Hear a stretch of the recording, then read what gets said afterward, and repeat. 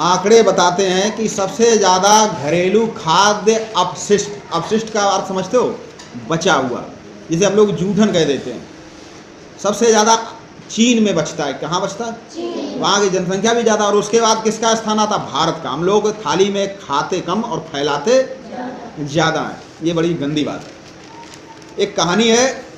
और दूसरी बात, कभी कभी क्या होता है कि हम कोई मतलब की बात बताते हैं, तुम लोग क्या करते हो, बीच बीच में सो जाते हो या कहीं ध्यान और चला जाता है। उसमें होता क्या कि आधी कहानी गायब हो जाती है। इसी तरह कहानी है कि राजा फिलिप और उनका दरबार लगा हुआ था। तो दो व्यक्ति अपनी अपनी शिकायत लेकर, उनके बीच में झगड़ा हुआ तो अपनी शिकायत लेकर आए। तो जब पहला व्यक्ति अपनी बात रख रहा था, अपना पक्ष रख रहा था, अपनी बात बता रहा था, तभी राजा को क्या आ गई? नींद आ गई। क्या आ गया? नींद आ गई। फिर जब दूसरे व्यक्ति का नंबर आया तो राजा जग गया और उसकी बात को उसने सुना और उसके पक्ष में निर्णय सुना दिया। तो दूसरा व्यक्ति बोला कि राजा, आपका ये निर्णय सही नहीं है, अब मैं आपके खिलाफ अपील करूंगा, आपके खिलाफ। देखिए, जब हम लोग कोई मुकदमा लड़ते हैं तो हाई कोर्ट में जाते हैं। हाई कोर्ट में अगर हमें लगता कि ये निर्णय सही नहीं हुआ तो हम लोग सुप्रीम कोर्ट में जाते हैं। लेकिन राजा बोला कि आप, हमारा निर्णय जो होता वो अंतिम निर्णय होता, और आप हमारे खिलाफ किससे अपील करोगे? क्योंकि राजा से बढ़कर कोई होता नहीं।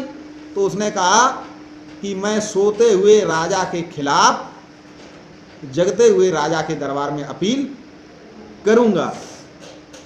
तो राजा को अपनी भूल का एहसास हुआ कि जब ये बात अपनी रख रहा था तब मैं सो गया।